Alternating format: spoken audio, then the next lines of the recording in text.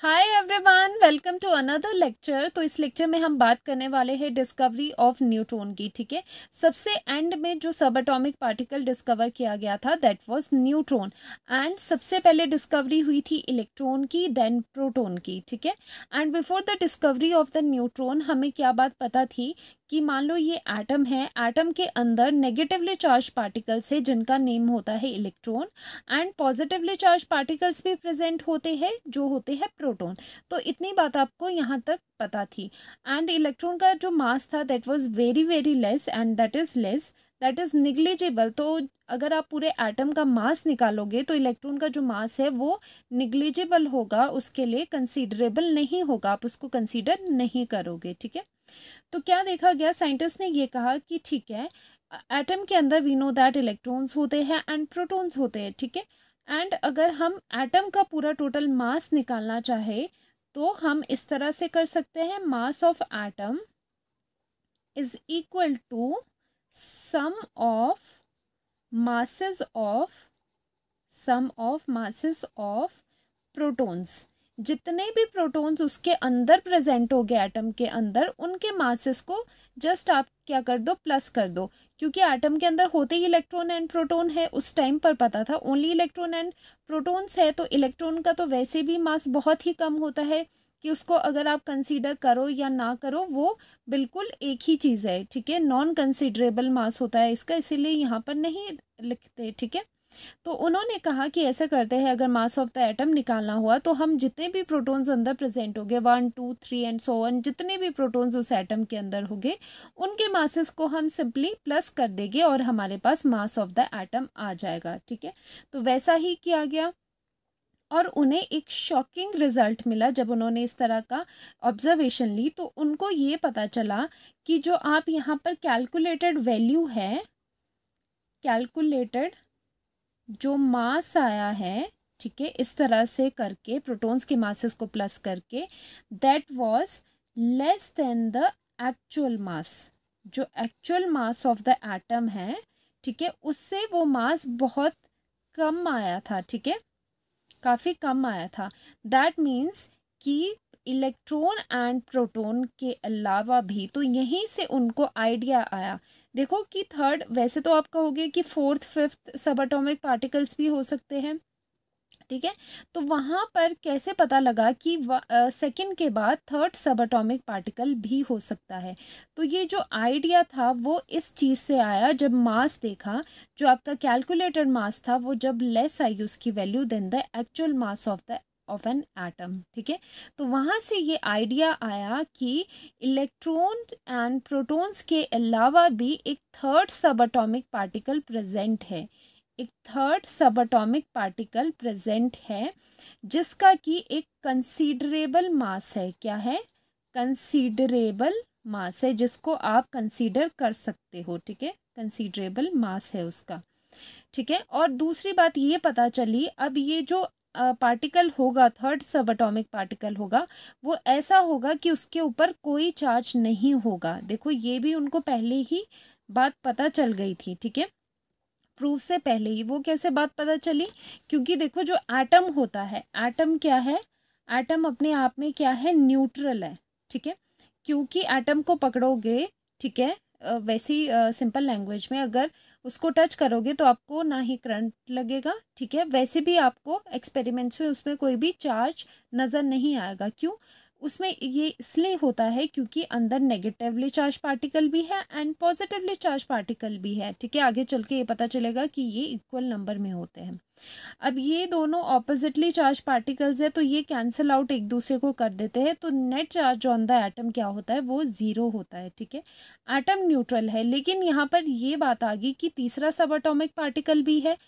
ठीक है, क्योंकि मास की वजह से वो यहाँ पर ये सेटिस्फाई हो रहा था इसकी प्रेजेंस की मास होगा, लेकिन चार्ज में क्या करेगी, लेकिन उसका कोई चार्ज नहीं होगा, सो दैट एटम क्या हो, न्यूट्रल ही रहे। ठीक है, तो ये दो बातें यहाँ से पता चली कि जो थर्ड सब एटॉमिक पार्टिकल है उसका कोई चार्ज नहीं है और उसका एक कुछ एक कंसीडरेबल मास है, ठीक है, एंड वो कंट्रीब्यूट करता है into the mass of the atom, कि जो भी मास ऑफ द एटम होता है that is constitute of the mass of the proton and mass of the neutron, ठीक है। तो ये यहाँ से उनको आइडिया मिला कि नहीं नहीं थर्ड सब एटॉमिक पार्टिकल भी है, ठीक है, मास से यहाँ से आइडिया ये आया आपको, ठीक है। तो ये आइडिया हमें समझ आ गया। अब क्या हुआ, देखो अब क्या होता है, 1932 में एक साइंटिस्ट होते हैं जिनका नाम होता है जेम्स चैडविक, वो परफॉर्म करते हैं स्कैटरिंग एक्सपेरिमेंट, ठीक है। अब एक क्वेश्चन राइज होता है कि ये जो न्यूट्रॉन है इसकी जो डिस्कवरी है ये सबसे लेट क्यों हुई, ठीक है, सबसे पहले क्यों नहीं हुई। जैसे इलेक्ट्रॉन का सबसे पहले डिस्कवर हुआ था electron, then proton, and neutron सबसे लास्ट में डिस्कवर क्यों हुआ। इसका रीज़न ये था क्योंकि जो न्यूट्रॉन है दैट इज़ न्यूट्रल पार्टिकल, उस पर चार्ज ज़ीरो है, एंड अभी तक जो भी हम एक्सपेरिमेंट्स कर रहे थे for the discovery of electron and proton, जो भी आपके एक्सपेरिमेंट्स रन हो रहे थे उसमें क्या था, उसमें जो मेन चीज़ थी हम क्या देख रहे थे, डिफ्लेक्शन देख रहे थे, पार्टिकल्स का deflection in the presence of किसमें, फील्ड में, इलेक्ट्रिक फील्ड में। तो देखो अगर जो पॉजिटिव चार्ज है वो नेगेटिव प्लेट की तरफ जा रहा था, डिफ्लेक्ट हो रहा था, अगर जो पॉजिटिव पार्टिकल्स है वो नेगेटिव साइड में डिफ्लेक्ट हो रहे थे, तो हम on the basis of deflection of the particles in the electric field, वो हमारा बेस था, ठीक है, discovery of electron and proton में। तो वहाँ पर क्या होता है, जो न्यूट्रॉन्स होते हैं उन एक्सपेरिमेंट्स में पकड़ में नहीं आते, वहाँ पर वो मिस आउट इसलिए हो जाते हैं because these are neutral particles, and जो न्यूट्रल पार्टिकल्स है वो कोई भी किसी भी तरह का डिफ्लेक्शन टुवर्ड्स पॉजिटिव प्लेट या नेगेटिव प्लेट नहीं दिखाते बिकॉज दे आर न्यूट्रल, इसीलिए वहाँ पर वो पकड़ में नहीं आए उस टाइम पे, और इनका डिस्कवरी बहुत लेट हुआ जब हमने मास को कंपेयर करना शुरू किया, मास को निकालना शुरू किया, ठीक है। तो ये था थोड़ा इसका हिस्ट्री। अब देखो 1932 में जेम्स चैडविक में स्कैटरिंग एक्सपेरिमेंट परफॉर्म किया। तो देखो उन्होंने एक्सपेरिमेंट में क्या किया, एक शीट यहाँ पर ली है जो कि बहुत पतली है, बेरिलियम की शीट यहाँ पर ली है, और यहाँ से जो अल्फा रेस है उनको यहाँ पर स्ट्राइक करवाया, ठीक है, यहाँ पर कोई सोर्स होगा अल्फा रेस का, उन्हें स्ट्राइक करवाया इस बेरिलियम की पतली सी शीट पर, ठीक है। इस बॉम्बार्डमेंट की वजह से जो ये जो अल्फा पार्टिकल्स थे ये बहुत ही फास्टली मूव कर रहे थे, ठीक है। जैसे ही ये यहाँ पर मेटल के सरफेस पे यहाँ पर स्ट्राइक होते हैं वैसे ही न्यूट्रॉन्स बाहर इजेक्ट होना स्टार्ट कर जाते हैं, ठीक है। तो ये जो यहाँ पर पार्टिकल्स निकले वो होते हैं न्यूट्रॉन्स, ठीक है। अब आगे क्या करा गया, आगे इसके एक पैराफिन वैक्स रखी गई, ठीक है। यहाँ पर ये जो आपको दिख रही है ये पैराफिन वैक्स है, जैसे कि कैंडल्स वगैरह में जो नॉर्मल वैक्स होती है वो रखी गई, ठीक है। जब ये न्यूट्रॉन्स इस पैराफिन वैक्स पर स्ट्राइक करे तो उसकी वजह से क्या हुआ, यहाँ से प्रोटॉन्स बाहर की तरफ इजेक्ट हो गए, ठीक है। मतलब जो न्यूट्रॉन्स थे उन्होंने इजेक्ट आउट कर दिया प्रोटॉन्स को, और वैसे भी जो वैक्स होगी उसमें भी तो एटम्स होंगे, और एटम्स में क्या प्रेजेंट होंगे, प्रोटॉन्स प्रेजेंट होगी, ठीक है। तो यहाँ से न्यूट्रॉन की डिस्कवरी हुई थी, एंड फर्दर मास के लिए हमें पता चला था कि जो न्यूट्रॉन्स का मास होता है that is slightly higher than those of proton, ठीक है। अब ये क्यों होता है कि आपने देखा होगा कि अगर किसी का मास ज़्यादा है, ठीक है, उससे अगर आप कम मास वाली चीज़ को हिट करते हो तो वो उसको मूव करा देती है, ठीक है। तो अगर न्यूट्रॉन्स का मास ज़्यादा था तभी वो यहाँ से प्रोटॉन्स को आगे बाहर निकाल पाया, ठीक है। तो यहाँ से न्यूट्रॉन की होती है डिस्कवरी, और इसके रिगार्डिंग कई बार क्या होता है एग्जाम्स में आपको इक्वेशन पूछ लेते हैं या फिर रिएक्शन पूछ लेते हैं जिससे आपको ये डिपेक्ट कर पाओ डिस्कवरी ऑफ न्यूट्रॉन, ठीक है।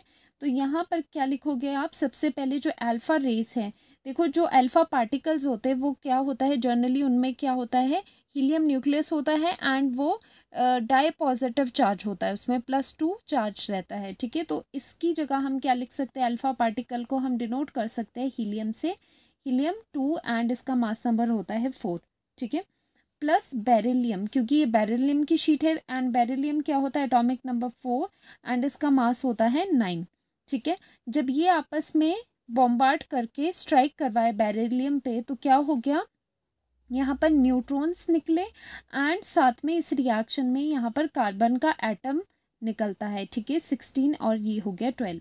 अब ध्यान से देखो यहाँ पर 9 + 4 कितना है, यहाँ पर 13 है, ठीक है। तो यहाँ पर राइट हैंड साइड मास कितना है, कार्बन के ऊपर तो 12 है, लेकिन यहाँ बैलेंस करने के लिए, क्योंकि मास तो सेम रहना चाहिए ना, तो मास को सेम करने के लिए आपको पता है कि यहाँ पर भी इसका कुछ मास होता है, तो यहाँ पर 1 लिख लोगे, एंड चार्ज न्यूट्रल है तो इलेक्ट्रॉन कोई भी नहीं होगा, तो नीचे लिख लेते हैं 0। तो यहाँ पर जो ये पार्टिकल्स है, दीज आर कॉल्ड न्यूट्रॉन्स, ठीक है, दीज आर कॉल्ड न्यूट्रॉन्स। और देखो न्यू जो पार्टिकल इमिट होता है which carried no charge, so charge on neutron कितना होता है आपका, इक्वल्स टू 0, हमेशा ध्यान रखना है। अब चलो नेक्स्ट पॉइंट पे चलते हैं। दीज पार्टिकल्स आर न्यूट्रल, हमें पता है, पहले डिस्कस कर दिया है। So these were named as neutrons. Neutrons क्यों इसका नाम पड़ा, क्योंकि जो ये पार्टिकल्स होते हैं ये न्यूट्रल होते हैं, इसीलिए इनका नाम दिया गया न्यूट्रॉन्स, ठीक है। एंड एक ऑब्जर्वेशन हमारे पास यहाँ से भी आई, जब न्यूट्रॉन्स ने वैक्स पर स्ट्राइक किया एंड नॉकआउट हो गए प्रोटॉन्स, तो वहाँ से क्या बात समझ आती है, मास की बात, ठीक है। So when neutrons strike on the paraffin wax, protons are knocked out of the wax, indicating, तो यहाँ से क्या ऑब्जर्वेशन पता चली, जो ये नॉकआउट हुए प्रोटॉन्स न्यूट्रॉन्स की वजह से, दैट मीन्स जो न्यूट्रॉन्स है उनका मास स्लाइटली हायर है प्रोटॉन से, ठीक है। So mass of neutron slightly higher than protons. So mass of proton, वैसे तो अगर आप देखोगे हम जनरली क्या करते हैं, प्रोटॉन एंड न्यूट्रॉन की जो मास की वैल्यू होती है वो एक ही लेते हैं, 1.6 × 10⁻⁻27 kg, ठीक है, जिसे कहते हैं यूनिफाइड मास भी कहते हैं। लेकिन अगर आप 3rd या 4th डेसिमल प्लेस पे देखो तो ये मासेस डिफर करते हैं। तो चलो देखते हैं exact values. Mass of the proton होता है 1.6726। अब 3rd डेसिमल एंड 4th पे 26 आ जाएगा, इंटू 10⁻⁻27 kg इसका मास हो गया। एंड न्यूट्रॉन का जब मास देखा गया एग्जैक्ट 1.67 और 3rd प्लेस पे 9 इंटू 10⁻⁻27 kg, ये बिल्कुल सेम है, जस्ट फर्क कहाँ है, 3rd 4th प्लेसेस पर। तो ये देखो ये स्लाइटली हायर है mass of the neutron is slightly higher than that of the proton, ठीक है। तो यहाँ से जो पैराफिन वैक्स से बाहर आए थे प्रोटॉन्स, वहाँ से ये बात पता चली कि इसका मास क्या होता है, स्लाइटली हायर होता है। लेकिन जो जनरली क्या होता है, हम दोनों के मास को अगर हमने राउंड करके वैल्यूज यूज़ करनी है, हम सिर्फ 1.67 × 10⁻⁻27 kg की वैल्यू यूज़ करते हैं। तो इस तरह से हुई थी discovery of neutron, discovery of our 3rd सब अटोमिक पार्टिकल, ठीक है।